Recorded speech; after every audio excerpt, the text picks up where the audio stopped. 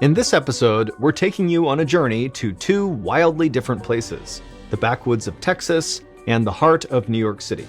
The people in these medical mysteries get sick under very different, unique circumstances, but at the end of the day, they all end up in hospital beds feeling scared, helpless, and confused. Their stories remind us of this chilling truth. No matter where you live, anything can happen. The first story is about a woman from rural Texas who goes to the hospital after feeling some pressure in her chest. But after doctors take a closer look, they see something very strange, and so she ends up undergoing one of the riskiest surgeries ever invented. The second story is called The Experiment. It's about a woman living in Brooklyn, New York, and she starts having mysterious reactions to something in her environment, and she has to figure out what's causing it before it kills her.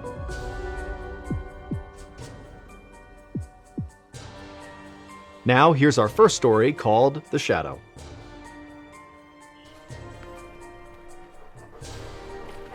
In a rural area of southwest Texas in 2016, a 49-year-old woman was out walking her dog. We don't know her name, so we'll call her Rhonda, and we don't know her dog's name, so the dog will be Max. Hiking with Max was Rhonda's way of unwinding and letting go of the day. As she walked, she took a moment to breathe in the fresh scent of pine trees and listen to the dried leaves crunch underneath her shoes. There was nobody else around, so Rhonda let Max off his leash. He ran ahead and played in the bushes, happy to be free after a day spent cooped up inside. But after a little while, a sharp yelp from Max cut through the quiet evening air. Rhonda sprinted down the path to where she last saw him and began shouting out his name. There were plenty of dangerous animals hiding in the tall brush. Snakes, kissing bugs, porcupines, even feral hogs were known to be spotted in this area. Max could have run into any one of them. Rhonda yelled again and again for Max, but she didn't hear anything. Then she heard whining, and Max came running toward her with his tail between his legs. Rhonda immediately clipped on his leash, relieved that he didn't have any visible injury. Rhonda decided to end the walk right there and head home. And then once she got there, she could clean Max up and make herself some dinner. The next few days were uneventful, but towards the end of that week, Rhonda started to feel under the weather. She didn't have much of an appetite, and it hurt whenever she swallowed cold drinks. She figured she might have a mild flu or maybe a sore throat, but as the days went by, she kept feeling worse and worse. She couldn't catch her breath, and her chest hurt, and no matter what she did, Rhonda just could not get comfortable, especially when she laid down. Rhonda had high blood pressure, which had caused symptoms like this in the past, but she had been faithfully taking her blood pressure medication, so she didn't understand why she was now feeling this bad. She decided not to take any chances and went to the emergency room of a nearby hospital. As Rhonda sat in the waiting room, all she could think about was the pain in her chest. Whatever this was, it didn't feel like a simple blood pressure issue. A nurse asked Rhonda some basic background questions, like whether she drank alcohol or used tobacco. She admitted to having the occasional drink, but she said she never smoked. She said she didn't do any drugs either. Then, Rhonda was given an electrocardiogram, which is a simple test that records the electrical activity of the heart and indicates any problems with the heartbeat. After the test was done, a doctor came in and read through the results. He said everything looked perfectly fine, but Rhonda told him she was scared. She was certain there was something going on. But he just shook his head and told her she should stay calm. She was probably just having some sort of panic attack. But despite her protests, Rhonda was just given a prescription for anxiety medication and then sent home. But as the week progressed, her pain only got worse. Rhonda couldn't take 2 steps without feeling nauseous. She felt like something heavy was sitting on her chest, trying to squeeze out her breath. Even her dog Max seemed to sense her pain, whining every time she sat up in bed, trying to catch her breath. Rhonda decided to go back to the ER, but this time she went to a different hospital. She didn't want to be sick, but she also didn't want a potentially dangerous condition to go untreated. And the doctors at this hospital were much more willing to listen to Rhonda. In addition to the same test she got at the other ER, this ER also ordered a CAT scan of Rhonda's chest, which is a procedure that uses a series of X-rays to create detailed images inside the body. This time, when the doctor came to Rhonda's bedside to go over her test results, Rhonda could instantly tell something was wrong. The doctor told Rhonda that there was fluid collecting in her chest. This fluid was putting pressure on her heart and causing her to feel tired and breathless. He didn't know why this fluid was collecting, but they needed to keep a close eye on it. If the pressure built up too much, Rhonda's heart could be permanently damaged. Rhonda was then officially moved from the ER to a room in the hospital itself. She was nervous but also relieved. They might not know exactly what was wrong with her yet, but at least they weren't insisting that it was just an anxiety attack. By early the next morning, Rhonda's symptoms had not improved, and even with the pain medication, she could barely sleep. Her chest still hurt too much. A nurse came into Rhonda's room to draw blood, but right after the nurse inserted the needle into Rhonda's arm, something strange happened. Rhonda's feet and hands started turning blue. At the same time, her heart rate slowed and her blood pressure plummeted. The pain in Rhonda's chest grew worse, and she tried not to groan. Instead, she clenched her hands into fists so tight her nails almost cut through her skin. She thought of poor Max waiting for her at home. All she wanted was to cuddle with him and feel his wet nose on her face. As doctors rushed in, Rhonda could tell that things were just getting worse. The doctors measured her heartbeat and then gave her an injection to increase her heart rate and blood pressure.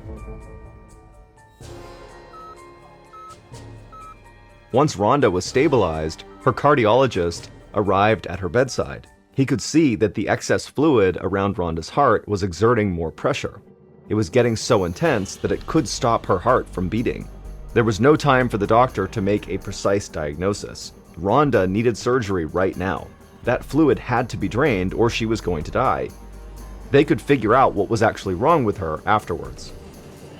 Rhonda was rushed into surgery, and doctors removed almost 2 cups of fluid from the sac surrounding Rhonda's heart. They also put in a chest tube that would help keep the fluid from building back up. Her cardiologist hoped that the procedure would be enough to stabilize her. Right away, Rhonda started to feel better. Her vital signs improved, and she was able to eat a little bit and even check in with her dog sitter. After almost 2 weeks of feeling totally sick, and now 48 hours in the hospital, Rhonda told herself that this terrible ordeal might finally be over.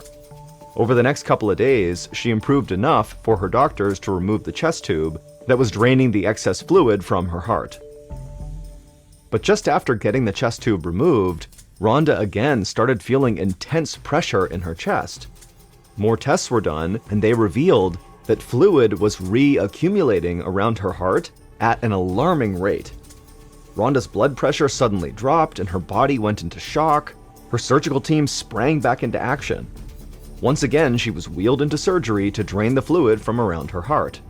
This time, almost 4 cups were removed, twice as much as the first time. Rhonda's cardiologist and his team placed 3 chest tubes around Rhonda's heart to keep the waves of pressure from killing her. After surgery, Rhonda was returned to the ICU, exhausted and barely conscious. But even all those tubes couldn't stop the fluid from building back up. Instead of getting better, Rhonda remained in critical condition. They were running out of time to save her. Her doctors watched over her with a sense of dread, wondering how they could possibly stabilize her if she crashed again. 6 terrifying days later, doctors drained her heart for the 3rd time.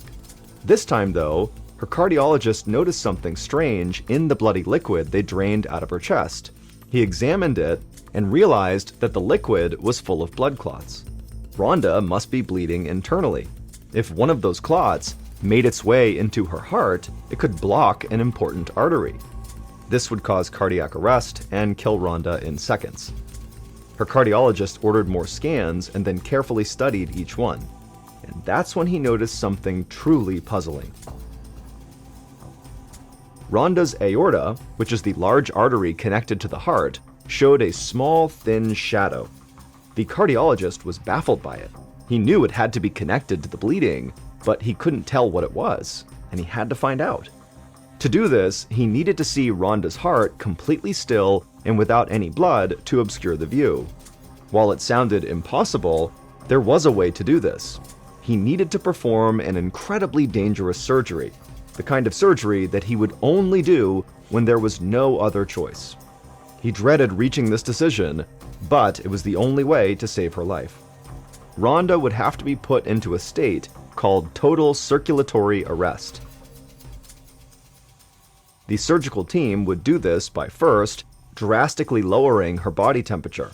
Then they would have to stop her heart from pumping. Rhonda would be in suspended animation, with no pulse, no blood pressure, and no signs of brain activity. She would basically be no different from someone who was actually dead. Putting Rhonda into the state would allow her doctors to see what was wrong with her heart, but it only gave surgeons an extremely short window of time to work, about 40 minutes. If it went on any longer, they might not be able to bring Rhonda back. As the surgical suite was prepped for the procedure, the cardiologist and his team went through every minute detail of the operation. Then the surgeon took a deep breath and began the process of putting Rhonda into deep hypothermic circulatory arrest. A cooled saline solution was slowly injected into Rhonda's blood. This lowered her body temperature to somewhere between 64 to 68 degrees Fahrenheit and caused her blood to stop flowing. A machine took over her breathing. Once all her body functions had stopped, the cardiologist called for a scalpel and made his first incision. The entire surgical team watched as he cut through the sac surrounding Rhonda's heart, carefully pushing aside tiny blood vessels until he was able to make an incision in the aorta. Wearing specialized magnifying glasses, he carefully examined Rhonda's heart. Within moments, he was stunned to see an object deeply embedded inside of her aorta. He carefully removed it with microforceps and dropped it in a specimen jar.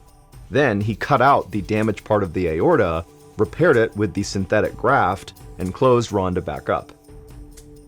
Then the team slowly and carefully raised Rhonda's body temperature. Her heart was restarted with a defibrillator. In minutes, blood was pumping through her veins again, and color started to return to her face. As Rhonda was wheeled back to the ICU to recover, the object that had been pulled out of her aorta was already being closely examined by pathology. By the next day, Rhonda's medical team knew the very risky surgery had worked. The fluid had stopped accumulating around Rhonda's heart, and she said she was starting to feel better. Over the next several days, the lab analyzed this object that had been pulled out of her that had basically pierced a hole through her aorta. Rhonda was in her hospital room chatting with some family when her cardiologist entered, holding something in a small glass jar.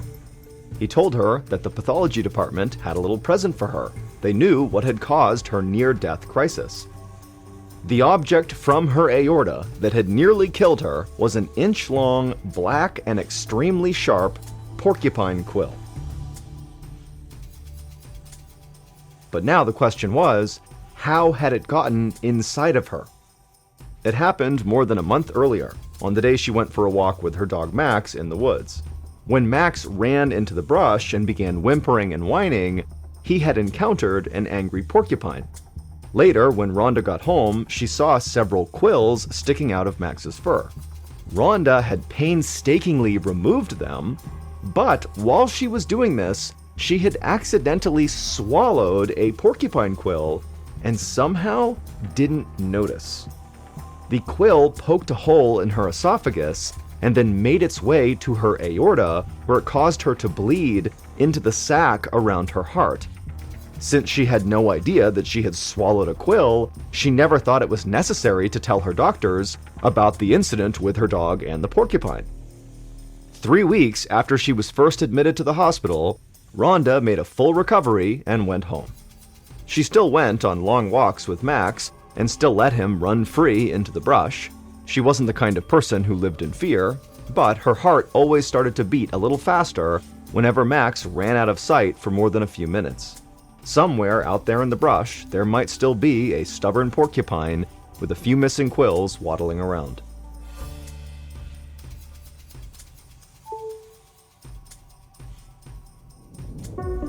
And now here is our second story called The Experiment.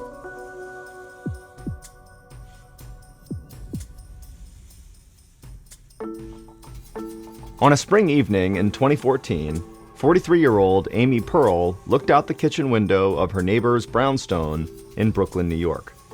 About 20 people were packed into the tiny backyard for a cookout. Amy was making a vegetable dish, so she was sautéing some wild onions that she'd picked from her mother's garden.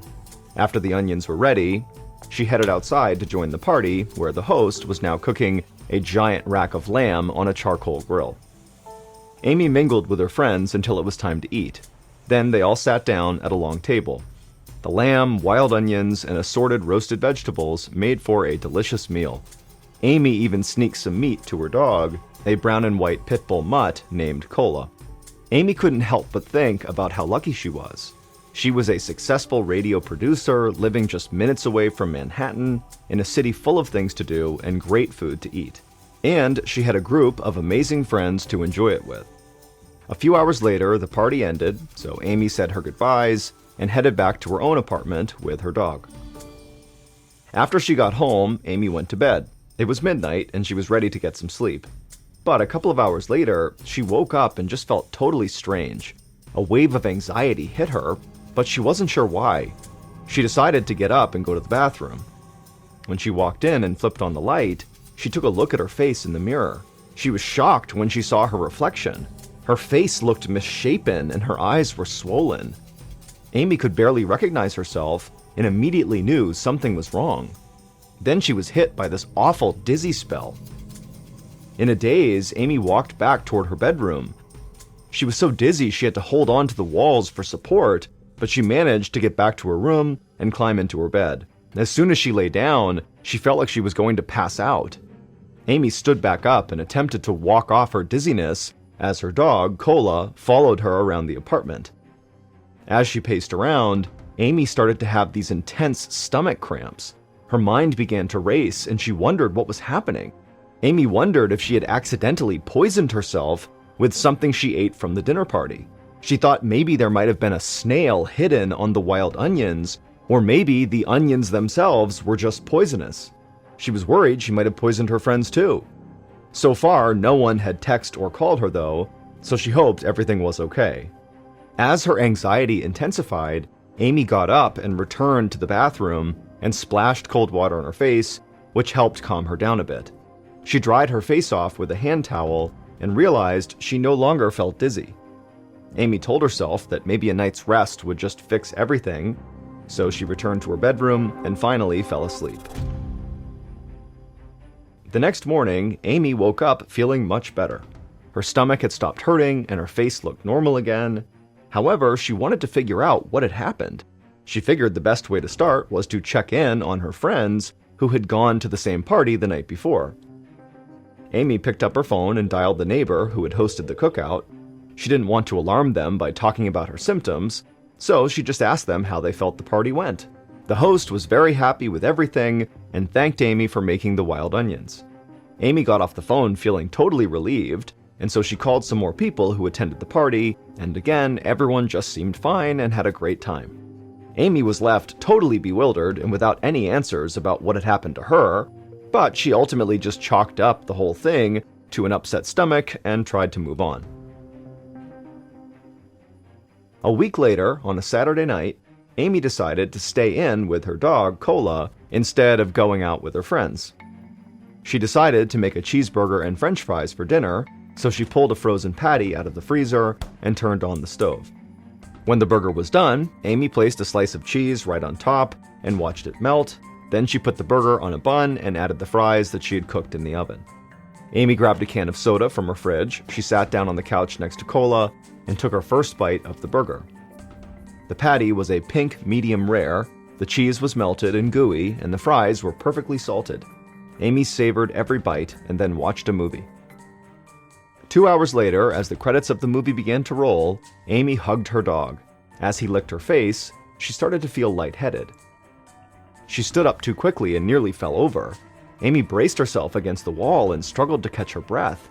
Her chest began to tighten, and she started breathing faster and faster, and so kind of in a panic, Amy began trying to take deep breaths to calm herself down. And as her breathing did begin to settle, all she could think about was what had happened to her after her neighborhood party a week earlier. But this felt different. and much worse. Amy made her way into the bathroom, and just like last week, she looked in the mirror and her face looked swollen, and now she noticed there was also a rash on her hands. She lifted her shirt and saw that her stomach was also covered in swollen red hives. She didn't know what to do. Her only thought was to make her way to the living room and unlock her front door, just in case she needed to call 911 but passed out before paramedics arrived. Then she staggered into her bedroom as Cola followed along. Amy wondered if there was a virus going around, or if maybe she was allergic to a new pollen, or worse, maybe she was allergic to her dog Cola. Amy didn't want to think about that possibility because she loved her dog. She remembered how helpful sleep had been the last time this happened a week earlier, so she decided not to call 911 just yet. She relocked her front door and made her way back to her room. Exhausted, she collapsed onto her bed and she fell asleep. Just like the last time she got sick, Amy woke up the next morning feeling much better. The swelling on her stomach had gone down and the hives were less noticeable, but she was still worried, so she grabbed her laptop off the floor. She opened a web browser and typed all of her symptoms into the Google search bar. A list of articles and links popped up. Amy scanned the list, her eyes widening as she saw a particular article. She clicked that link and read more. It was about a man in Florida who had experienced the same sudden symptoms as her. She wasn't sure what it all meant, but maybe it was connected to what was happening with her. Amy printed out the article because she felt like she was onto something. A few days later, Amy was seated on the examination table as her doctor stood close by. Her hives had disappeared by the time her appointment had arrived, and the doctor didn't seem too worried. Despite this, Amy described the two incidents and her various symptoms in great detail as the doctor took notes. But the entire time, Amy was thinking about the article she had printed out. She had even brought it with her to the appointment. Amy hesitated to bring up the article to her doctor. She didn't want to sound like one of those people who self-diagnosed based on what they read online. Instead, when she was on her way out of the appointment, she left the article with the receptionist and asked them to please give it to her doctor. The next day, Amy called the doctor and asked whether she could be tested for the condition the article mentioned. The doctor said he had read the article and that in his opinion, it just wasn't possible. Amy had nothing to worry about, and he didn't think she needed to do any special testing. He was confident that it was just not a problem. Amy felt kind of defeated and no closer to knowing what had actually happened to her. A few days later, Amy was back to feeling basically like herself. She was at the local supermarket, pushing a cart full of groceries down the aisle. She eyed the food in her cart and was struck with an idea. Her doctor had seemed so sure there wasn't anything wrong with her, but Amy wasn't as certain, so she decided to run a test on herself. She would go to her mom's house and do the experiment there, just in case something terrible happened. Later that afternoon, Amy's mother, Susan Von Eggers, stood at the island in her kitchen in Danbury, Connecticut, about 2 hours away from Brooklyn. Susan was cutting up vegetables from her garden when she heard a knock at the door. She walked over to let in Amy, and then she gave her a hug. As Susan led her daughter back to the kitchen, Amy told her about this experiment she had planned. She was going to cook some food and eat it as a test, then wait to see if she got sick. Susan didn't know what to make out of Amy's experiment, but she was determined to help her daughter figure out what had made her so sick. Susan walked out into the spacious backyard, where she fired up the grill, and then they cooked their meal. Shortly after, they took a seat at the patio table. It was time for the experiment. Susan watched closely as Amy took her first bite of food. Her daughter slowly chewed and swallowed. They both waited, but so far, nothing out of the ordinary happened. Then Susan began eating. She soon noticed that Amy had barely touched the rest of her food. Amy said she was just too nervous and didn't want to eat anymore. Susan felt bad for Amy. Normally, her daughter had a healthy appetite and a deep appreciation for food. But the next 2 hours went by and Susan and Amy relaxed in the backyard, chatting and enjoying the sunshine, and Amy just seemed totally fine, which was a huge relief for Susan. But several minutes later, she noticed Amy became very quiet and then grabbed at her stomach. She quickly excused herself to the bathroom. Susan watched, unsure what to do, as Amy jogged to the back door and disappeared inside.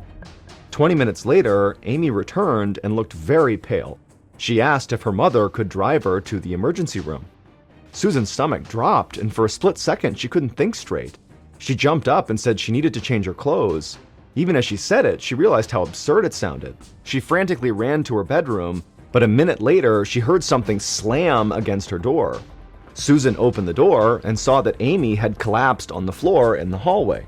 Susan immediately felt so bad for delaying getting Amy to the hospital. She ran over and kneeled down and leaned close to her daughter's face, and she could tell that Amy was still breathing. Susan found Amy's phone on the ground next to her. She realized that Amy must have thrown it at her door to get her attention. Susan picked up Amy's phone and she dialed 911. Paramedics arrived and immediately took Amy to the hospital. She was conscious when she arrived at the emergency room a few minutes later. She was immediately given a shot of a drug called epinephrine to prevent her from going into anaphylactic shock. Anaphylactic shock is a severe allergic reaction that can result in fainting, difficulty in breathing, and even death if it's not treated right away. Amy was able to speak, so she was able to tell the ER doctor what her theory was for what was going on with her. Amy wasn't sure the doctor believed her, but the doctor promised to run the necessary tests to prove or disprove Amy's theory. Amy was stabilized and moved to a hospital room. Her mother was by her side, and they waited anxiously for the results of the tests. A couple of hours later, the ER doctor rushed in. He said he knew exactly what was happening and that Amy had been right. The article Amy had found 2 weeks ago was about a man who had developed a meat allergy. The doctor who Amy had first shown this article to just didn't believe that it was possible that Amy could have this allergy, and so did not think the test was necessary. But Amy was determined to find out, so she attempted that experiment, which unfortunately worked. She and her mom had grilled that porterhouse steak at her mom's house. Amy had only taken a couple of bites, but it was enough to set off an allergic reaction that almost killed her. And now the doctor in the ER confirmed it for her. Amy had a life-threatening allergy to red meat. Finally, Amy understood exactly what was wrong with her, but even though she had a diagnosis, she still wasn't satisfied. In fact, it led Amy to a bigger question. How could she have suddenly become allergic to something she had eaten without any issues her entire life? When her doctor explained the reason, it all made sense to her, as crazy as it sounded. It all started a few weeks before the neighborhood cookout, when Amy woke up one morning. The back of her arm felt itchy, and when she scratched it, she discovered a tick. She knew exactly where it had come from, her dog Cola. The tick had clearly been on her dog, and then hopped onto Amy in the middle of the night while Cola was sleeping in bed with her. When Amy was bitten by that tick, she developed a new allergy to red meat called alpha-gal syndrome. The tick carries a sugar molecule called alpha-gal, which is found in the blood of the animals the tick usually bites, such as cows, sheep, rabbits, deer, or pigs. When a tick bites a human, it automatically transmits alpha-gal into that person's body. After Amy was bitten, she developed a sensitivity to alpha-gal. This meant that her body now saw this sugar molecule as a foreign invader and attacked it. So every time Amy ate red meat, which contains alpha-gal, she would become progressively sicker. Her body would release histamines, which cause allergy symptoms such as hives, swelling, and difficulty breathing, as well as anaphylactic shock.